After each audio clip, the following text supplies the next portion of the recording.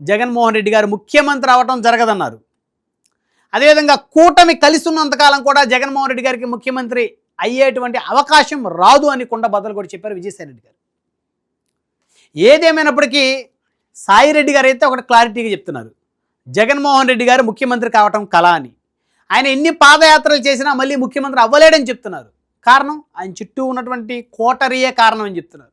ఆ కోటరీ ఉన్నంతకాలం, ఆ కోటరీని ఆయన ఎంకరేజ్ చేసినంతకాలం జగన్మోహన్ రెడ్డి గారు ముఖ్యమంత్రి అవ్వటం అనేది కళ అని చెప్పేసి సాయిరెడ్డి గారు చెప్తూ ఉన్నారు.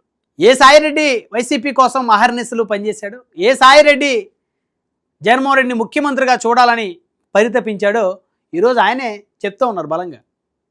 జగన్ గారు మళ్ళీ పాదయాత్ర చేసిన ఉపయోగం లేదని. ఆయన ఆ వ్యాఖ్యలకు ముందు 4 రోజుల ముందు ఒక ట్వీట్ పెట్టారు. ఆ ట్వీట్ యొక్క ప్రధాన ఉద్దేశం, ఏదైతే వెనిజువేలా అధ్యక్షుడిని అమెరికా ఎత్తుకొచ్చేసిందో